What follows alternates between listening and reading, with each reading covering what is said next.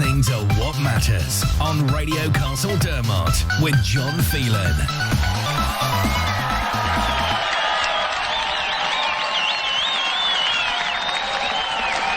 Hello and good evening, and you're all very welcome to another What Matters here on Radio Castledermot. And tonight we're going to talk about all things Castledermot GAA, and what a lineup I have for you here this evening, all sitting around me. One of Castledermot's greatest ever footballers, John Jack Balfe. Eamonn Kelly, a truly great hurler and from a family steeped in GAA history, and really has Castledermot flown through his veins. Damien Hendy, the most recent clubman to represent the club at county senior level. Jason Dooley, a coach, parent and committee member. Suzanne Horn, current treasurer of the club, also a parent and involved with both the GAA and the LGFA. Anthony Proctor, coach of the under-17 girls and a member of the LGFA. And Michelle O'Keefe, newly elected chairperson of the juvenile committee of the club. So my advice to you all is to sit back, relax and enjoy the next hour or so. But I'm going to start myself giving you all a little bit of history about the club. On the 17th of February 1889, 135 years ago from this Saturday, a meeting was held in O'Brien Hall, Castledermot, to express, of all things, dissatisfaction at the conditions under which an Irishman, William O'Brien, was held in a British jail.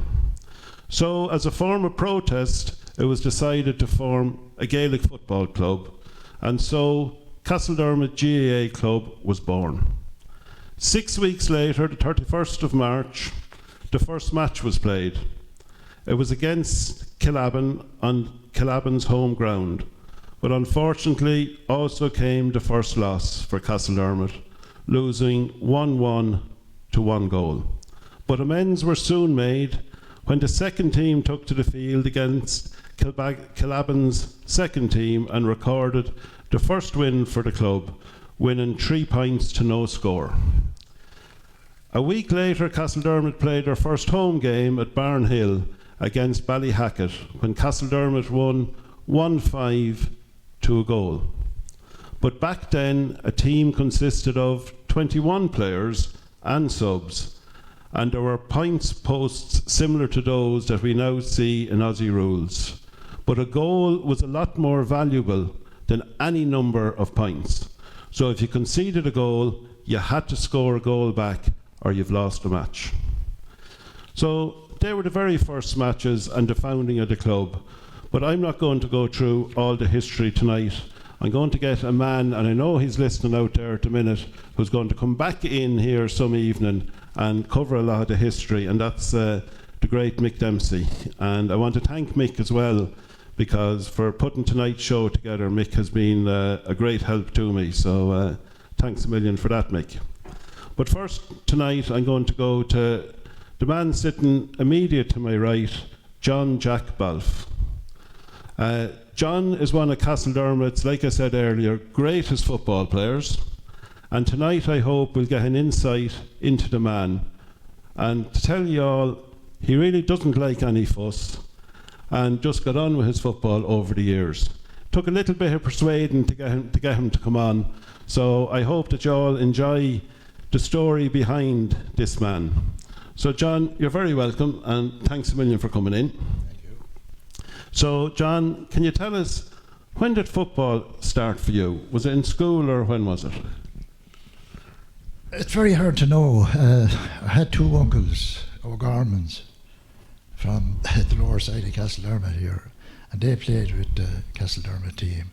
And my mother was a sister, and I saw the finals, I think, of 1957 and 58, I think. I'm nearly sure now those are. Yeah.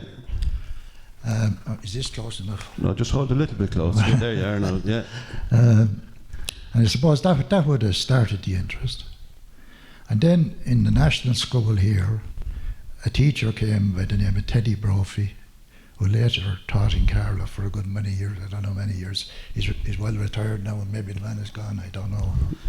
But he put a team together here, and we went to I think we went to the final, actually, the county final. But there was a rural and an urban county finals at that stage. And we were beating Carberry, beat us by a point or two, and I suppose that was the real kick-off. That was the start of football for you. Yeah, that was. Yeah. And John, you went on to some great stuff. Playing football, and football brought you to many parts. But you won county junior championship with Castledermot in 1973 and in 1979. Is that right? That's correct, yeah. And were you captain in 73? I was captain in 73. Very, very good. And can you tell us a bit about what was it like playing football, back in the 70s, and what was it like to actually captain the team to win the junior championship?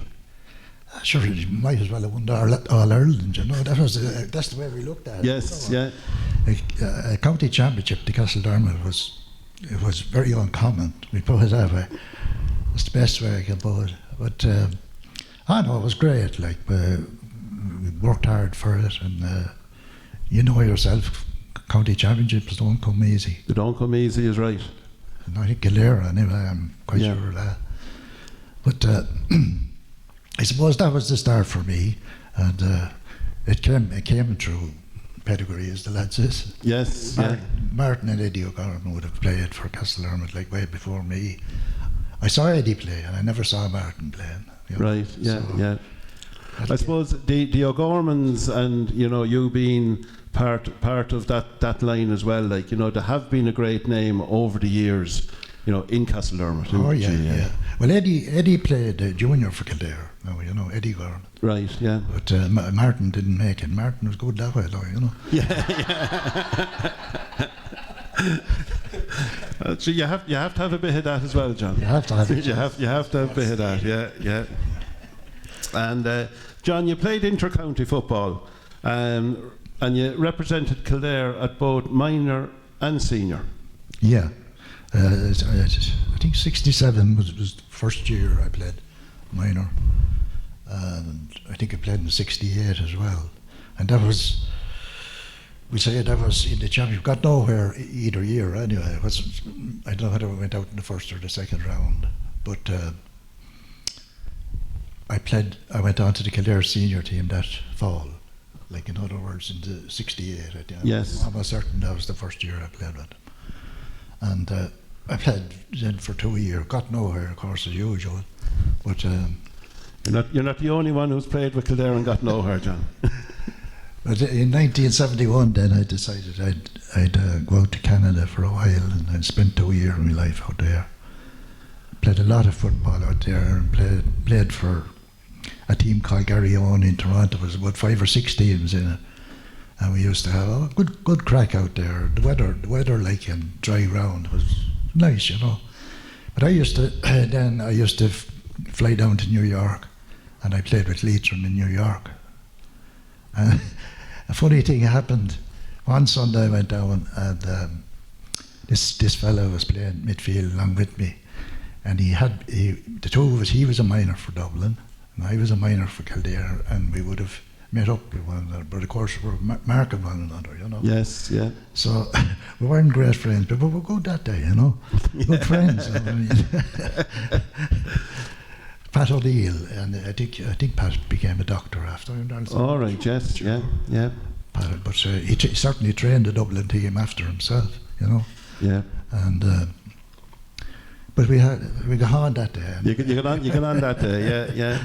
And I suppose, John, you're being very modest there as well, because when you were in Canada, you won the Canadian Gaelic Footballer of the Year. Yeah, well, there's only about 5 or 6 clubs there. So it doesn't matter, John. It's still a huge accolade. I appreciate it, and you appreciate any little thing.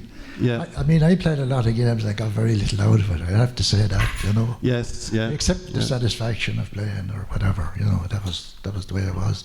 There wasn't much else.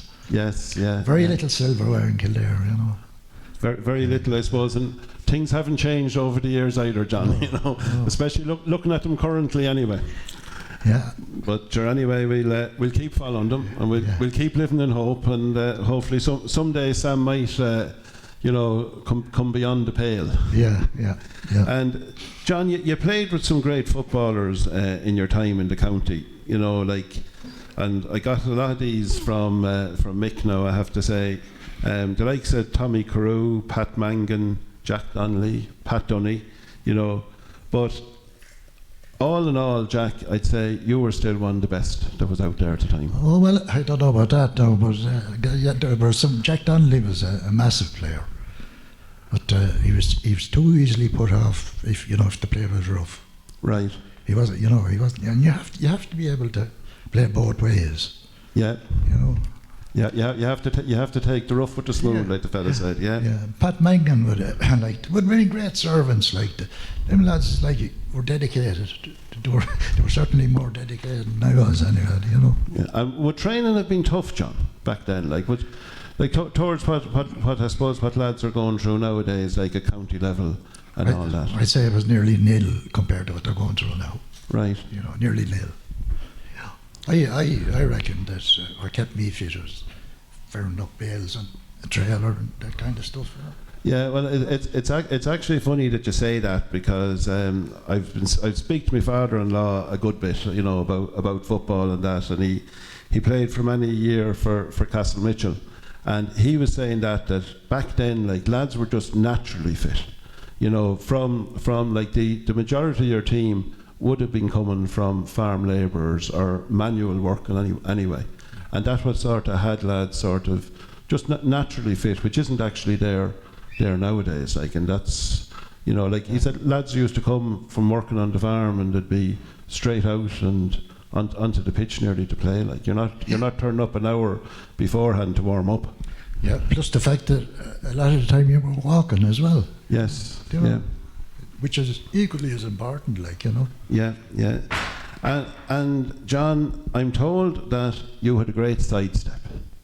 That it was probably the best in the game, and that there was many an opponent that you bet with this famous sidestep. That's right, and I picked that up from a lad I had to play against by the name of Tony McTee. And to me, McTee was the best at the sidestep. So I had to get fairly good at it myself, because all these things count at the end of the day. But I know I'd have to say, in fairness to Tony McTee, he was a great player. Right. And who did he play for now, John? Offaly. All right. Yeah. And as well as playing for the county, John, you played in the Railway Cup for Leinster. I know I got her on. I won't say I played. I got her on. That was about it. But sure, I was glad to get that. Yeah.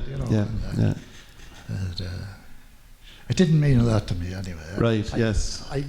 I found it very hard to motivate myself playing for Leinster as against playing for Kildare or playing for Castledermot. Yes. Yeah. It just the same. I don't know why. Yeah. Maybe it's me now that was at fault, but that's the way it was. Yeah. No, that's understandable. You probably, and I suppose like anybody, you'd have a bigger draw for your home club and for your county. Yeah. Simple as that. And I suppose talking about the club football, John, and you were a great stalwart for Castledermot when you were playing, and you played for a good few years, for Castledermot. I did, yeah. I played from about 68 until my knee gave me a lot of trouble. Then in latter years, I probably should have got it operated on earlier. Nowadays, John, you probably would have been sent for the cruciate ligament operation up to Santry if you were. Yeah. But if Santry had been there back then, and you probably would have got an extra few years out of it. Possibly, yeah. I'm told, John, that your last club game for Castledermot was against Ratangan in the 1982 intermediate final. Am I right in that? That's correct. And you came off that day injured, is that right? Knee went again. And when you came off that day, I think Castledermot were winning at the time when you came off. Well, there wasn't a lot in it, at any stage. It was, they were a little bit ahead of us, all right. But you know, they played it out. They had a priest playing with them. I think. Would you remember him?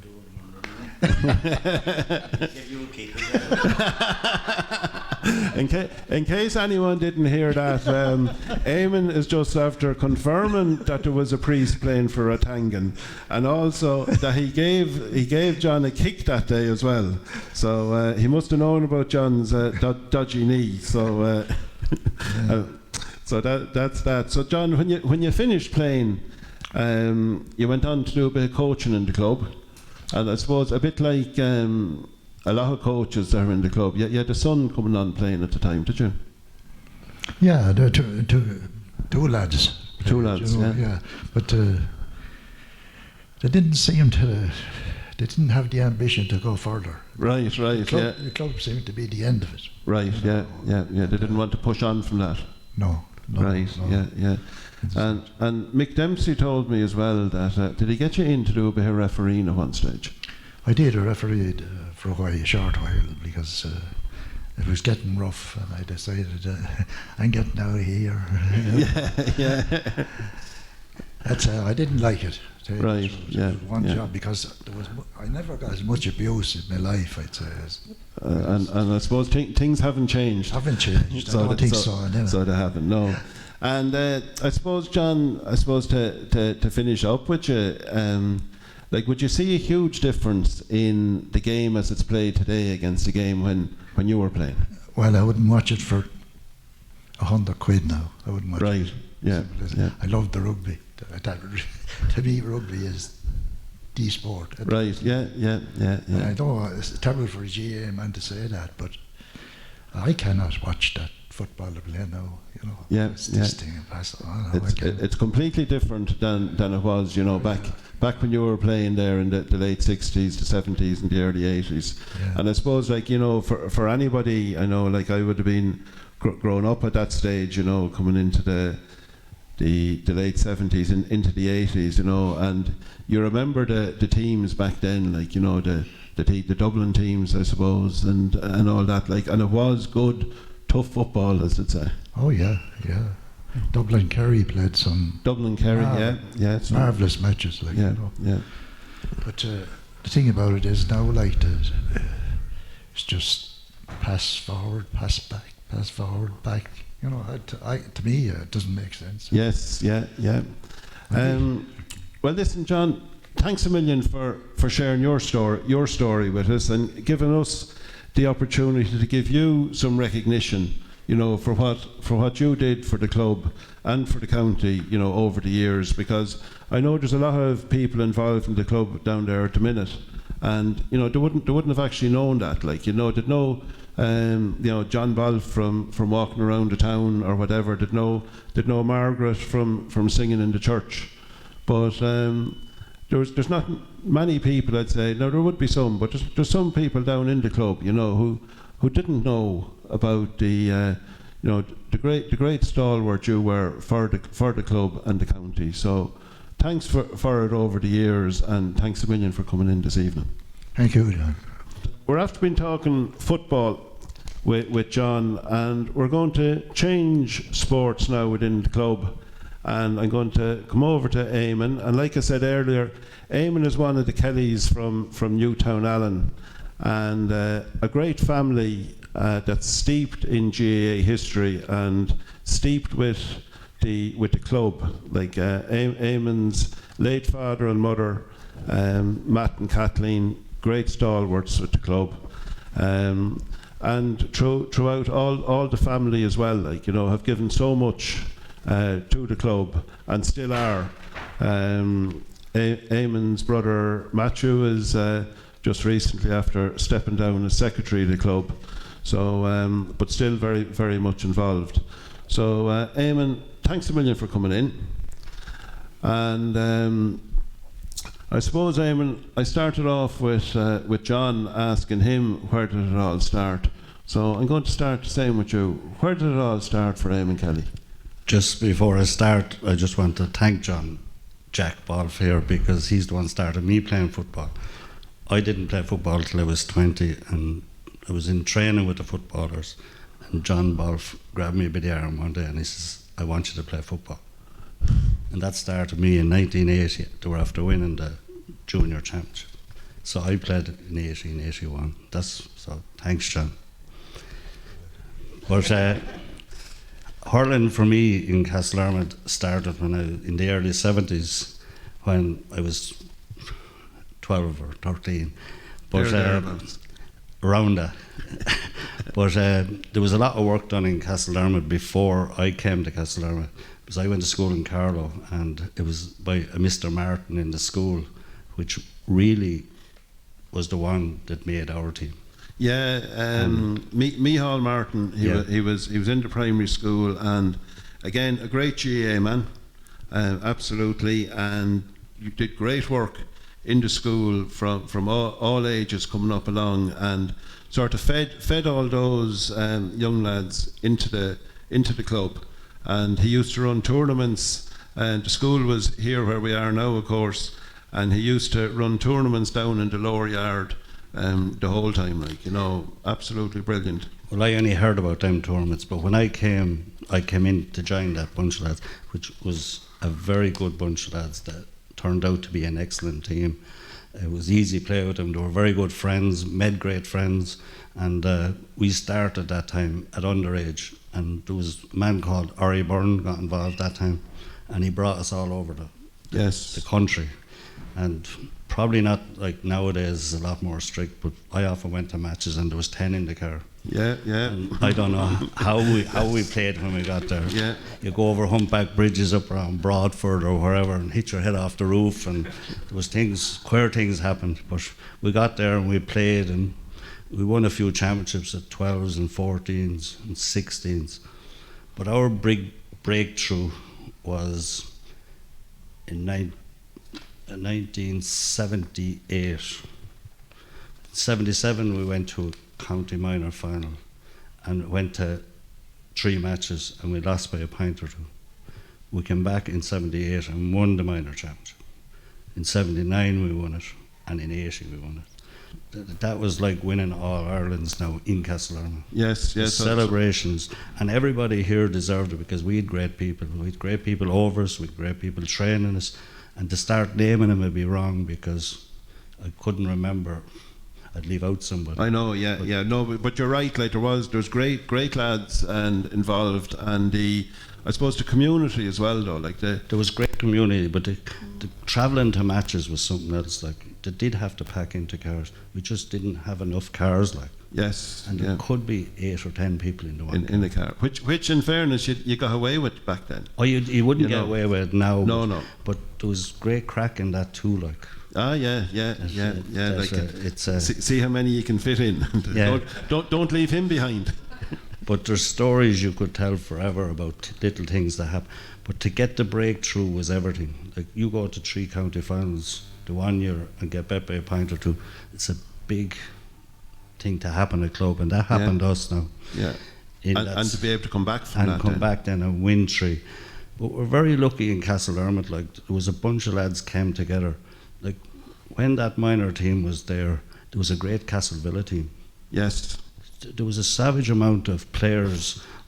Castlevilla were in Sheeran Cups, in Whiteley Cups, Dublin Leagues and all that, at the same time as we were winning. That's right. So it was a great town. Yes, it was a great town for supporting each other. I had Tommy O'Connell Senior in here before Christmas, and we were speaking about the great time that Castlevilla had at that stage, and like he said to me that night that most of the players that they had at that stage were GAA players. He said that's where the backbone of their team came from, was from GAA players. There was a bunch of lads that time, and there were just a lot of us, and that's what made the team. Yes. And there was great commitment level with that bunch of players. Then we went on then from the minor championships, and we were finding it hard to make our feet as well, because you were playing against very strong teams in Arclough and Éire Óg and all these places. So we had to go back junior. You went junior in 82? 82, and we won the championship. And then from there we started to pick up, but we got bet in the 83 senior final. Yeah. And got back in 85 and got bet. And it looked dead in the water for us then, because they were very good teams. And we seemed to be playing very well, but still got beaten. Yeah, but you were still a very young team, though. Like you're the backbone of your team were after coming through from winning those 3 minors, and then like to go in 82 and you won the junior, but to get even to the senior final then in 83, like that was a huge achievement. Was, but should have won though. yeah. And there's a lot of matches like that, Eamonn, over the years. It's like what John said. It's very, very hard to bring home the silverware. Yeah. I don't care what level you're playing, it doesn't make any difference. It's very hard to win. Yes, yeah. And from there, it looked 86, we got beaten in a quarter final. 87, we got beaten. Kyle Love went on to win it. 88, we went to the county final, and we played Kyle Love 3 times that year, and we bet him twice, and yet went in underdogs into the county final. But we did win. Yeah. Now, I'm going to read something out that I pulled out from the RF book now, when we're on the 1988 semi-final. And it said, with less than a minute remaining in the 1988 Senior Hurling Championship semi-final, Castledermot were 2 pints adrift of Leixlip and packing their bags at what seemed to be yet another unsuccessful campaign, when a speculative shot from Paul Kelly from about 50 yards out bounced off the fullback, wrong-footed the Leixlip goalkeeper, and found its way into the back of the net for what was one of the most important scores in Castledermot GAA club's 100-year existence as it was back then. And it says the rest is history. Well, just about that, in 86 leagues that bet us the same way. Right. The very same way. That was left out of the book. In Naas, and we had no referee, and we had to wait an hour for the match, and Seamus Aldridge came out to referee it. Right. And I was fairly tidy now, but Leaks have got to go on the last puck of the ball to be his. Right. And we were knocked out of the championship, so what comes around goes around. Goes around. That's it. But that senior team won 88 and 89, and then went on to win 92. So there were great times for Castledermot, and just to see the team coming back to the town, to see what people and all our supporters down the way, both coaches, managers, everything. It's just absolutely, it's like winning All Ireland. Yeah. It's great to win with your own club. Oh, brilliant. Absolutely. And I suppose, like, you can see over the years when silverware has come back into the town, whether it be from the GAA, or whether it's from Castlevilla, or whether it was the football, the hurling, you can see the joy that it brings. And it's not only to the people that are actually involved in it, but it's through the whole town. It just brings a new lease of life. Yeah.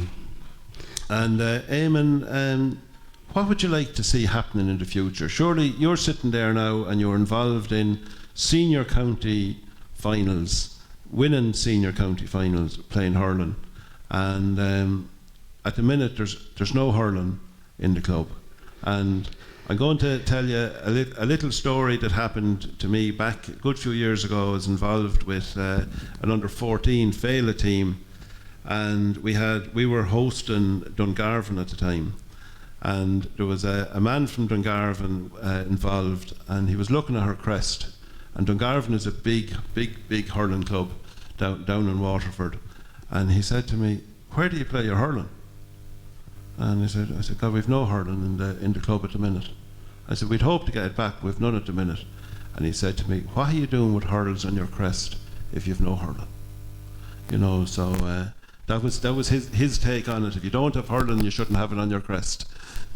It's just unfortunate that we tried to get it back, but back to them years, just hurling was everything. Yeah. And we were a lucky bunch. We got a big bunch came together.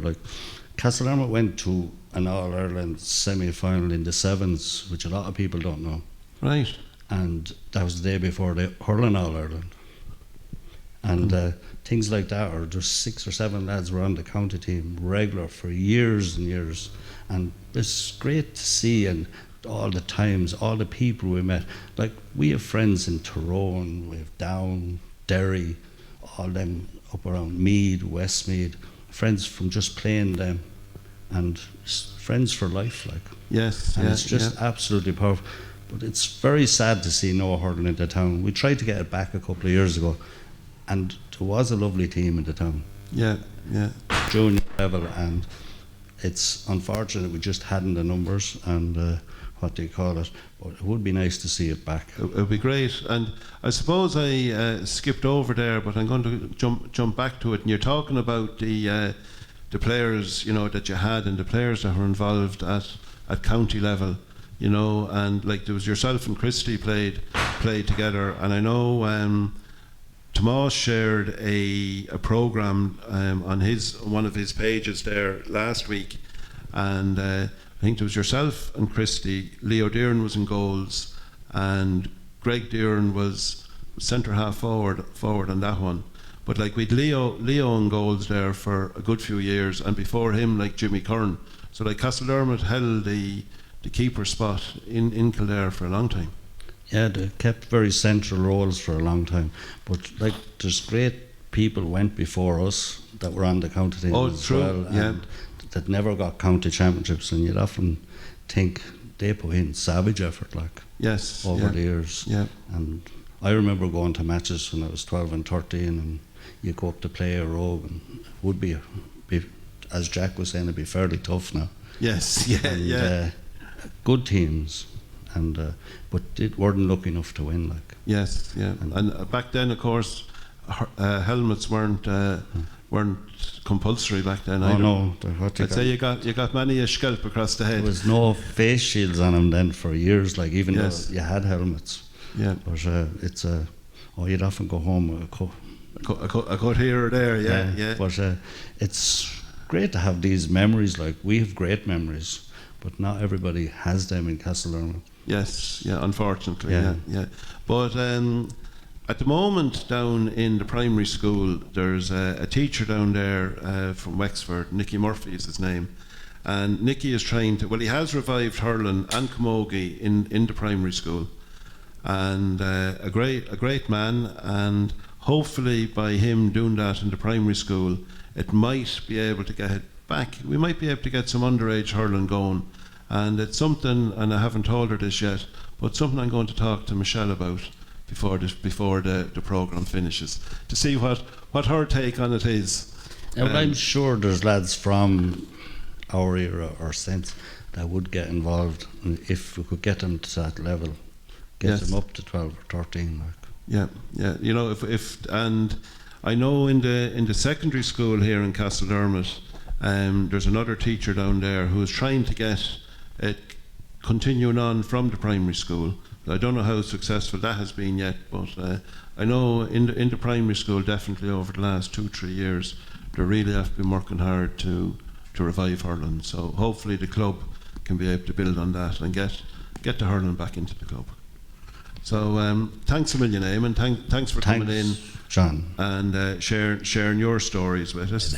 Hello, and you're all very welcome back. And again, a huge thanks to John and Eamonn for the first part of the show there, and I hope that you're all enjoying it. I'm going to move on now to a man over here on my right hand side, probably known to a lot of ye, Damien Hendy. Damien, you're very welcome, and thanks a million for coming into the studio. Thanks, John. Delighted to be here. Now, I know, Damien, I asked you to come on and talk about the football, current football in the club, but John and Eamonn are after sharing their stories with us. So I'm going to ask you a bit about Damien Hendy before we go on and talk about Castledermot. So for Damien Hendy, when did football start for you, Damien? It's funny, it's just when the guys were going through it, I suppose.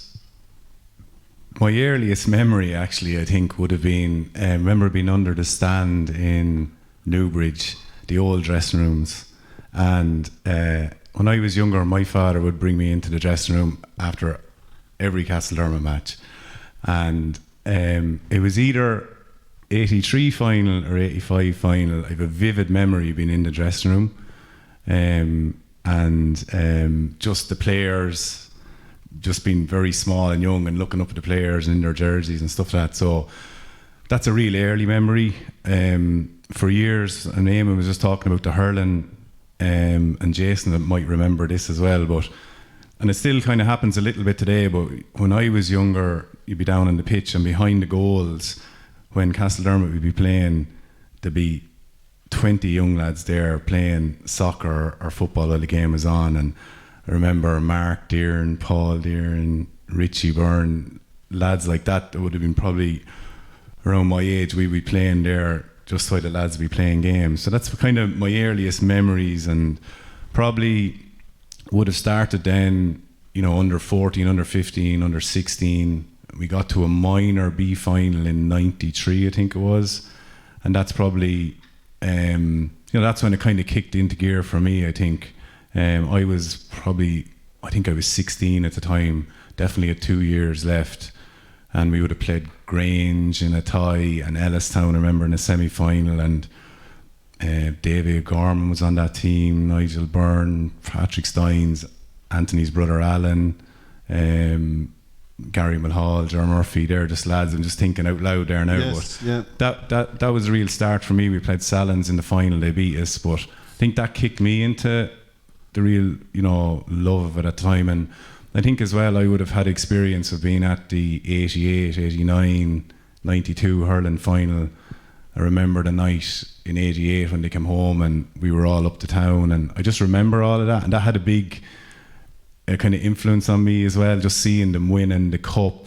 You're only young, you're looking up to all these guys, and again it probably goes back to my father. He was just bringing you in around all those players all the time, and I probably would have known Eamonn for years, like just through even that, so that's probably the start. Yeah, and I suppose when you saw all that happening, that sort of gave you the graw for it, and yeah. You were then dreaming of, one day I hope I'll be coming back with that. Yeah, exactly, and that's what happens. It's just you kind of get the graw for it. You see how the people in the town react to it. You see people crying after people winning. You see the lads hugging each other on the pitch, and I think if you have sport in you, I think it just that kind of resonates with you. So that's probably those kind of things would have had a huge influence for me, I think. Yeah. And so you were playing with the club, and then you moved on down, and you went down to Kerry to go to college.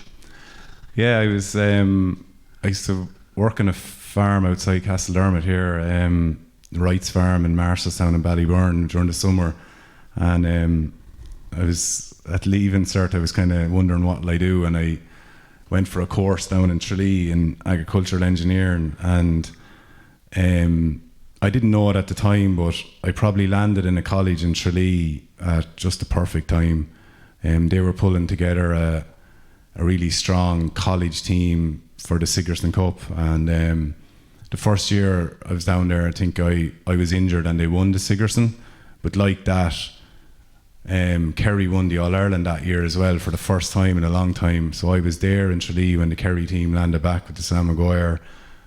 The following February, I think, or March, Tralee had won the Sigerson. So again, you're seeing all the winning, what it means to people and all that. So I was down there the second year, and I just had this intent that, I'm going to try and make that team. That was just something I did, and I was lucky enough then. We won a Sigerson in 98 and 99, which is a big thing. The Sigerson's a big college thing. It's big. It was big back then, and it was just brilliant. Just to play with the players that I got the opportunity to play with and all that was just, it was brilliant. Yeah, and I suppose what that did for you as well as playing for the club, that actually put you then into the spotlight as well, because you were actually a main player on that team at the time, and that you came under the watchful eye of Micko. Yeah, again, probably lucky enough. I actually, what happened was I'd finished college in Tralee, and I did two additional years in college in Sligo, just a course I wanted to pursue then. And I was just lucky. Sligo were putting a big push on for the Sigerson, and I won a third Sigerson up there. And after that Sigerson, Miko rang me one evening, and still remember the phone call. You know, just he'd been talking to someone that was up at the Sigerson and the manager of the team actually, and he kind of recommended that, you know, definitely he's worth bringing in to have a look at. And I suppose at the time I was fit, I was happy enough with the way I was playing, I was in good form after winning a Sigerson, came into Kildare, and I'd done one or two trials before that, but then I suppose when you're going in for this trial, I kind of put a big push on for it, and, you know, trained hard. I knew it was coming up and just got a run of form, and I was just, you know, I was lucky and didn't have any injuries, and I got on well with Miko for the first. That was Miko's last year, but to have the opportunity to play under him, you know, it's just, that's something that I'll take with me, you know, for the rest of my life, I'll be honest. So it was brilliant. Yeah, I was about to say, like, you know, there's not many. I know Miko's been around the block a bit, I suppose, with some counties, you know, but like mainly it would have been all Kerry lads who got a chance to play under him. But to actually play under him, like for a manager of his quality, must have been something special. Yeah, like Miko is just a great way of great man manager, and just a great way of lifting you. You know, you could be coming in and you know he's going out, he's going to punish you, but he just has a great way of making you feel 10 foot tall. Yes. You know, and I think that was just a real good way about him. Probably a real likeable rogue at the back of it, but, you know, just a real great way about him. So. Yeah, and I suppose I should have asked John and Eamonn this, but anyway, I'm going to ask it to you. But who's the best player, say, that you played with? We'll say at club level first. Now I'm putting you on the spot here now. I'd say that I'd break it down a couple of ways, right? Because I suppose it played over. I'm going to say it played over a 20-year period. And the way I look at that in three parts, I'll be honest. The first part, when I started playing first, I would have started playing with Eamonn, Greg Deere and Paul Kelly. They were after coming off the back, I think, of losing an intermediate in 94. I think around that time, I suppose, you know, Paul and Eamonn were very good to me when I started playing.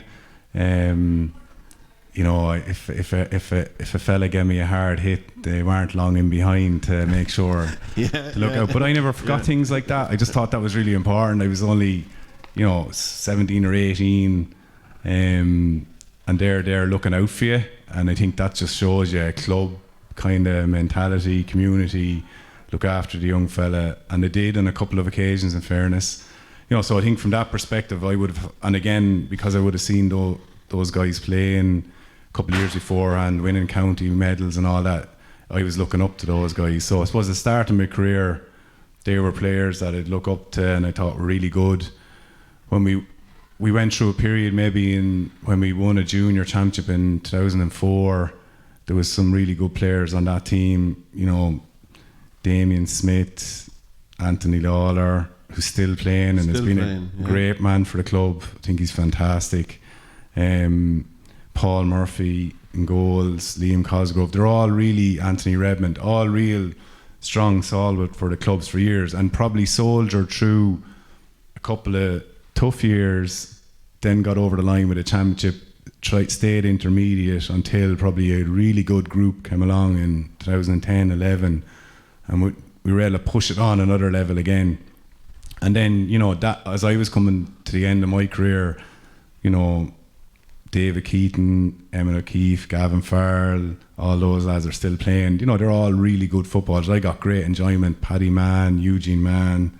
I got great enjoyment out of that period because you could see just the energy that they were given, and we were kind of progressing. You were going up the leagues. You were getting to intermediate semi-finals and finals.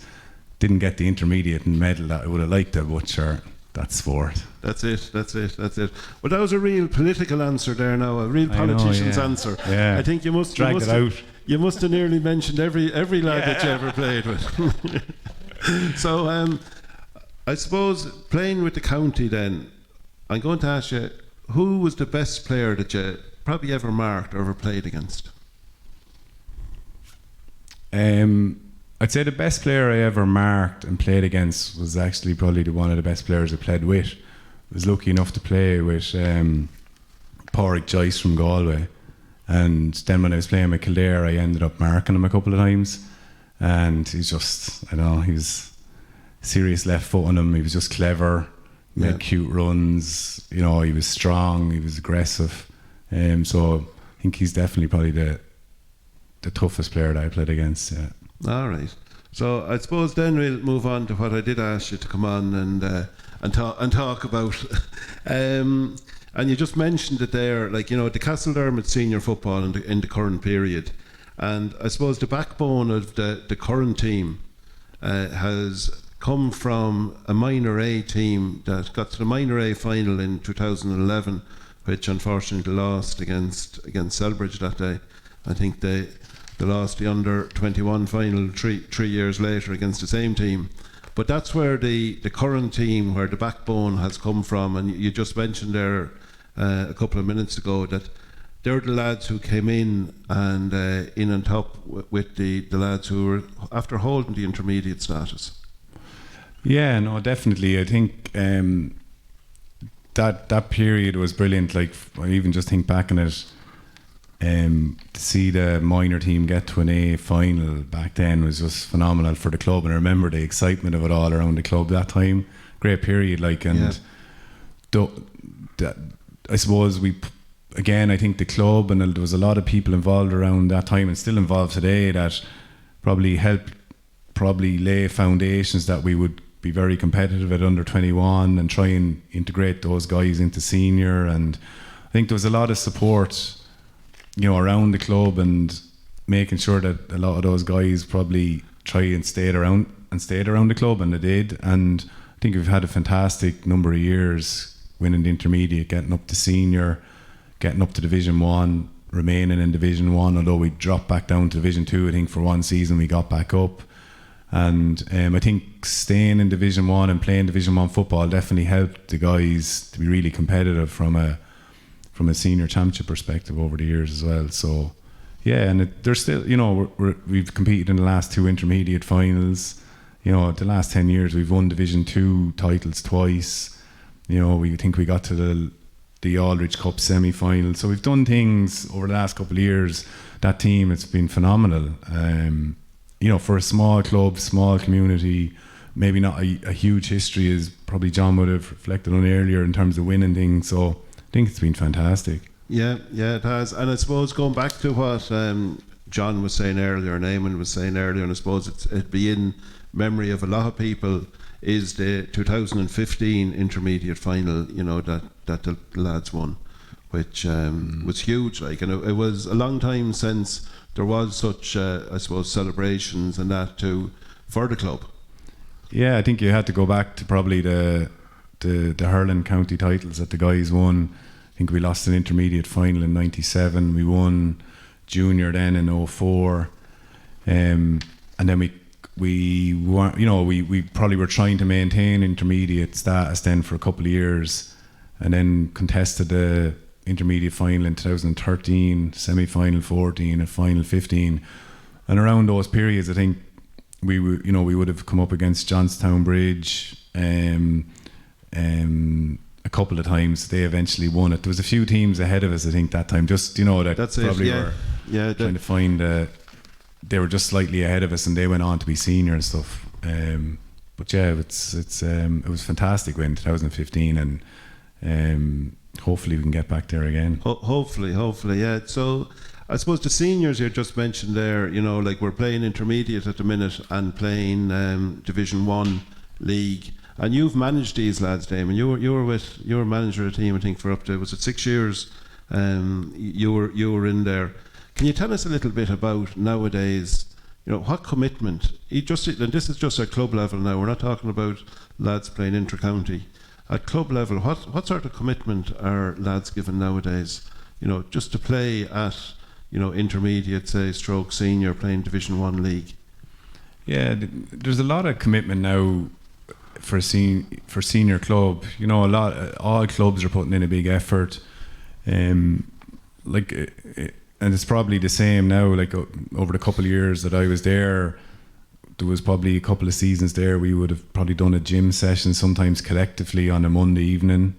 We would have been on the pitch on a Tuesday, to be on the pitch on a Thursday, and then you'd be playing on a Saturday or a Sunday. So that was just to try and compete at a very high level. Probably, outside of that, then maybe as the season would go on, the guys might be doing their own gym session or trying to get into the gym once or twice a week even, because the gym has probably become a bit of a focus now, the strength and conditioning side of the game. That's probably the biggest change in the last couple of years, and that's time. It's another hour, it's another evening, so there is phenomenal commitment required in it. And in fairness to all of the lads that are there currently or have been there even for the last couple of years, they've been given that commitment, and it's been brilliant. It's been phenomenal. And I suppose what we've seen as well, and I suppose not as many as we would like to have seen coming through, but it's really important that at all times that we're bringing through younger players. They're feeding through from or after a minor team each year. And I know rules have changed in recent years, so to actually play senior football, we'll call it, as an adult, you have to be a real minor now, where before you lad 17 was able to play. But it's important for the club to be able to keep bringing through, if it's 2, 3, 4 lads every year, isn't it?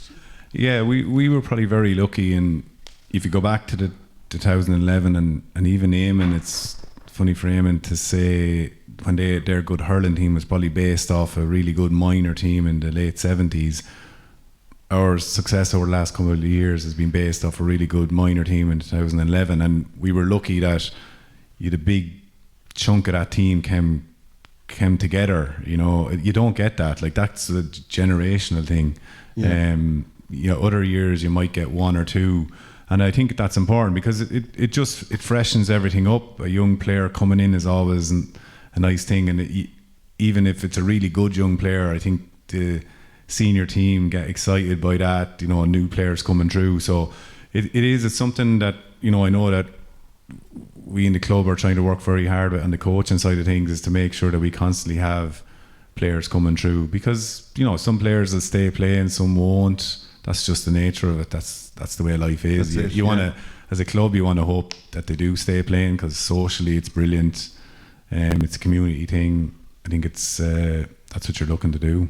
Yeah, and I know this year we've had a few coming through. Hopefully, just looking down through the years, hopefully over the next few years we will have some more coming through. And I'm going to talk to Jason in a few minutes about the underage, so we won't dwell too much on that. But for anybody out there, Damien, who's looking and saying, well, I'm not up to the scratch or I don't want to give the commitment to play first team football, is there anything else in Castledermot GAA for them? Definitely. You have to remember that it's a club, and there's so many different strands to it. Even we have our underage teams, but even if you come up, we have our a junior team, kind of senior B team, and that team's there probably even for a player that's not as committed to it or can't give the time. Could be work commitments, could be family commitments, and player could have left playing football at minor or under 16 and then has got the hunger to come back and play a bit. That's there for that. And I think that's the great thing. That's not, maybe it's the less serious side of it, but still it allows a person to get out and be active, keep up their fitness a little bit without having to give a huge amount of commitment.